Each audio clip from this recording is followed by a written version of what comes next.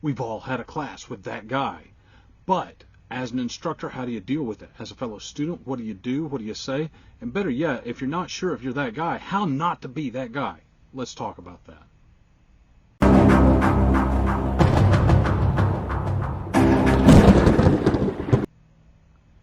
Hello and welcome to the Patriot Training YouTube channel. My name is Clay Howell. I'm the owner and head firearms instructor at Patriot Training. The topic of today's video is that guy. We've all been in a class where that guy was, asking questions until everybody's going, ugh, talking like he came to the class. The great Clint Smith, noted firearms instructor, said, "You would not believe how many people have paid me thousands of dollars to come and tell me how they shoot." Dude, if I'm going to pay somebody $1,000, I want to find out what they think about shooting, not what I think. Noted firearms instructor Tim Herron points out that there are some people that ask a question for validation, not for knowledge, and he calls that person an asshole. I would suggest that this is true not only in firearms classes, but in any organized learning environment. There will be people like this. Some of these people just ask a question just for the sake of asking a question, not for validation or not for anything else, just to ask a question. They don't even know why they're asking a question. What's more interesting is that there are some common student errors that can seem like that guy behavior. So let's talk about those first. And this is to help those people that are well-intentioned. You go to a class, you want to learn, and you don't want to accidentally be that guy, and you've got that going over in your head too much. You're too focused on that, and you think you might have accidentally been that guy. So the reason that guy is because he wants control of the class. That appears similar to common student errors because that guy is not an expert, but he thinks that he is, so he winds up looking foolish. Ignorance and stupidity, I hate to say it, but those are the two things that cause student errors, and that's what that guy has in abundance. He has much ignorance and plenty of stupidity. Otherwise, he wouldn't be that guy. That's why your error, you were just ignorant about something. That's why you think it's a that guy behavior. No, it's not. Ask the question. Trust me, ask the question. Somebody else has a question about it if you've got a legitimate question. The problem is that guy oozes Dunning-Kruger effect. The Dunning-Kruger effect is a chart that shows that as somebody gains just a modicum of competence, that individual tends to have a tremendous amount of confidence, and it's often unwarranted.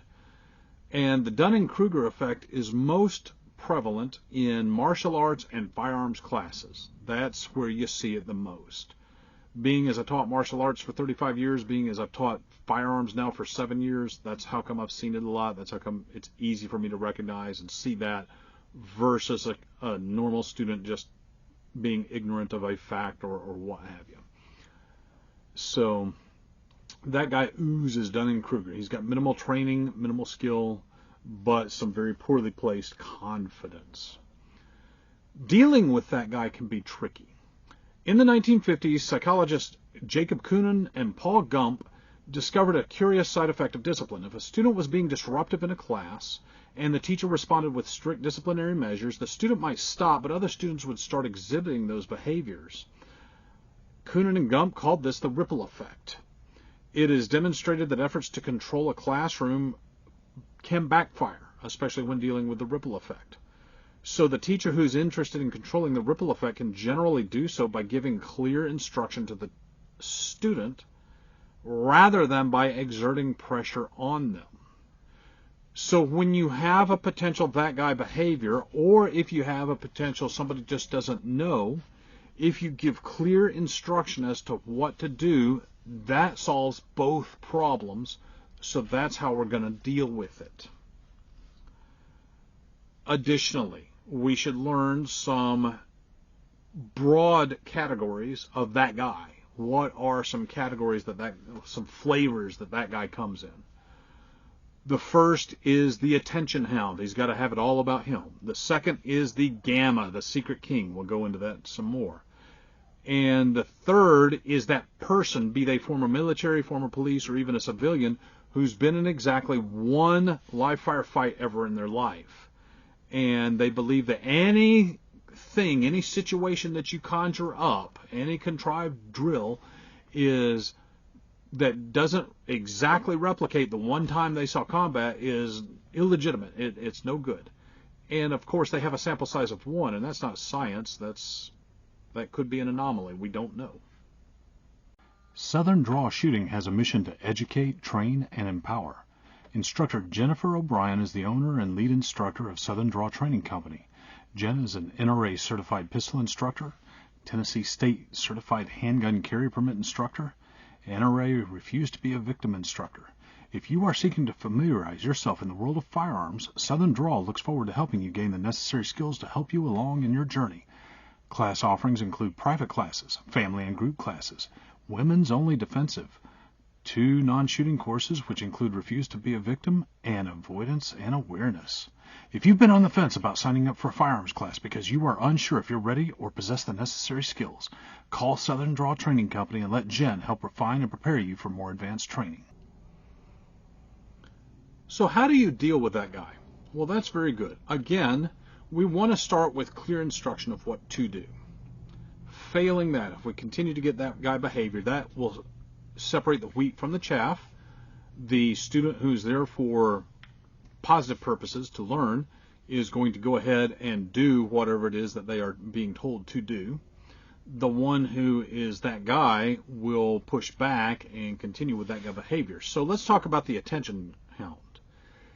The attention hound, on this one, with much experience, it is far better to head this guy off at the pass rather than to try to deal with it after it's started. If you head them off at the pass, you're not going to have to deal with it the rest of the day. An example of how I do this: when we have a Patriot Training class, one of the first things we do in the morning is we go around the room and we introduce ourselves. Tell me your name, where are you from, what do you do, why are you here, what do you hope to get out of class? And I give the caveat. Now, if you are like me and you have the gift of gab and you wish to turn this into a 10-minute diatribe, please refrain. This should be done in about 20, maybe 30 seconds. I understand that because, like you, I have the gift of gab. I understand that is an itch that must be scratched. I understand that you need to give us a 10-minute diatribe, so we will allot some time for you, my friend. It's probably going to be while we're on the range shooting. And so I headed off of the pass with a little bit of humor, you see. The gamma, this is the secret king. What do I mean by secret king? Well, he's all this in the bag of chips, and you just don't understand why. You just can't see it. You don't know what he's done. Well, it's because when he's on the line, he can't shoot straight, for all the money in the world, and he doesn't show you anything. A secret king, a gamma, is a man that acts like a high drama female, and so therefore they both must be dealt with in a similar manner. And there are 3 ways that you deal with them, because what this person is doing, the high drama female, the gamma male, what this person is doing is they are giving you a fitness test. They are checking your fitness to lead. They want to control themselves. They're checking your fitness to lead. They don't understand. They don't adhere to normal human pecking orders. That's why they're weird, okay? So the first way you can deal with this individual is dismiss and ignore. In a recent class, I was teaching a history segment, which I often do, and somebody interjected at one point in time, and I dismissed and ignored. We go on, and it was a short history session. We're only talking like 5 minutes, so a moment later, this person interjects again, wanting control of the classroom. And again, I dismissed and ignored. And we continue on. We're getting near the end of the discussion on this person from history. And I could see the guy do this because he wanted to interject again. Then I could see him go. Because he knew that he was not going to be able to get a word in edgewise, and nobody was listening. And so the dismiss and ignore is very effective. A second way to deal with a high drama female or a secret king male is to agree and amplify. An example of how you agree and amplify: one time there was a young man on a date, and his date, she said, "Were you looking at that girl?" And he agreed and amplified. He said, "Yes, I was. And I was looking at that one, and that one, and that one over there as well." So you agree with the statement and you amplify it. It helps if you amplify, if you turn it up a notch and take it to the ridiculous. The third is to ridicule and reframe. And an excellent example of this is how President Trump used to deal with the media. No, you're fake news. He would ridicule them for saying something so weird and then reframe it. I generally am not going to ridicule and reframe right out of the gate on that guy in a class. However, if something like dismiss and ignore and agree and amplify don't work, then that is what I'm going to do. I also warn people at the beginning of class that if you decide you want to be that asshole, I'll give you one time. The next time, it's sayonara, out the door with you. The next that guy situation that we're going to talk about how to handle is that guy who's only ever been in one gunfight. This could be the current or former military man. This could be the current or former law enforcement. This could even be a civilian. And what you want to do is you don't want to pick on the facts of their particular situation that just don't match up with all the rest, and there always are. What you want to do instead is pull back to the big picture, focus on how most gunfights happen. Don't ridicule them, instead just reframe. So what you're doing with this person is you are saying, yes, I understand that in your particular situation you had to jump through a flaming hoop while you were drawing your gun in order to defend yourself, but the vast majority of people just don't have to. And for the military person, I might use the acronym METTC. This is something that they are aware of constantly in mission planning and things of that sort. And it basically, for us civilians, it means the circumstances will dictate, the tactics and the techniques used. Police and civilians, I tend to point these people towards active self-protection. That YouTube channel is a treasure trove of information. Everything depends on circumstances. Circumstances dictate what's going to happen, what you need to do. If a person, any of these three, current former military, current former law enforcement, civilian, if they continue to persist, ask them the question. So how many gunfights have you been in? And the vast majority of people that have been in a gunfight have been in exactly one. There are very few that have been in more than one. And the reason why is you want to say, well, any one thing could happen at any one time because of circumstances. What we need to do is we need to train to the big picture, and the big picture is this. Let's talk about that guy who is not intentionally being that guy. Maybe they just had a misstep. Maybe they just had a moment. Maybe they're having a bad day. Whatever the case may be. A couple of examples. Somebody might say,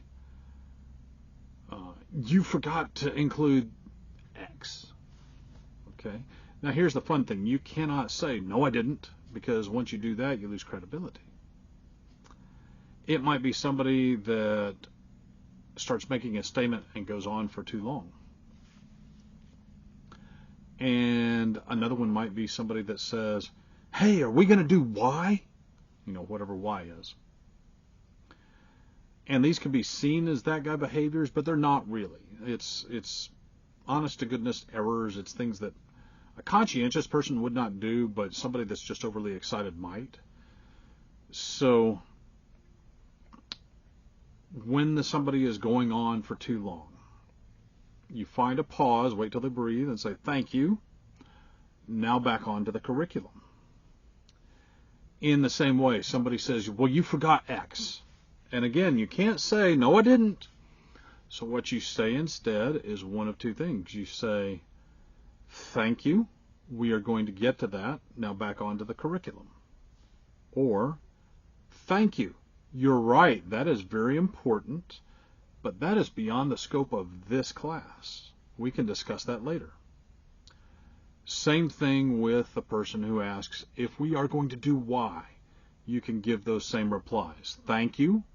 We are going to get to that, but now let's get back to the curriculum. Or, thank you. You are right. That is very important material, but it is beyond the scope of this class. If you would like, we can discuss more at length after the class. So these are some friendly and effective ways to deal with the unintentional that guy. Sometimes you might hear something that's not quite correct. Sometimes that person might say something trying to bait you into a bit of an argument. And this is what I call the borderline that guy. You're not sure if this is it or not.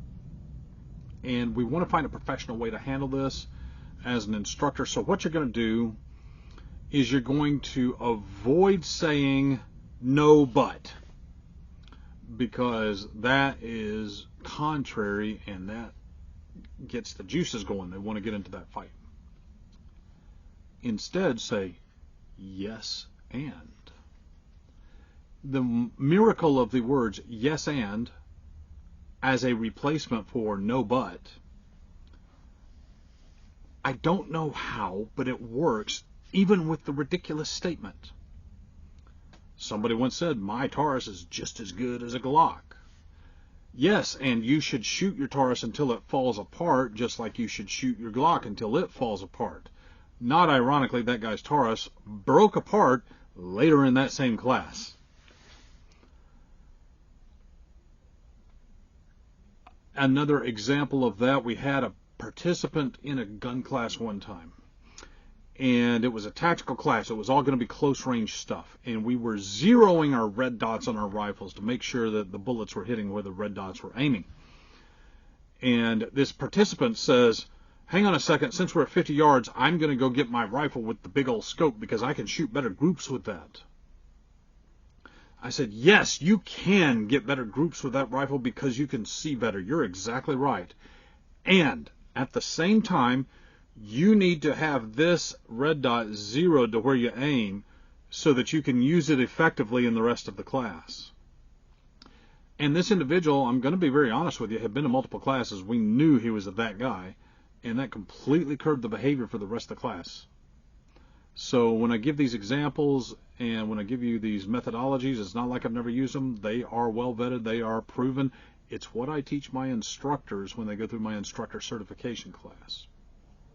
Well, folks, that's it for this video. If you like what you see, I'd like to encourage you to click like, click subscribe, hit that notification bell so you can find out when we download our next video. And I would like to remind you that you do not have to be a Patriot to train, but you do have to train if you want to be a Patriot. Take care.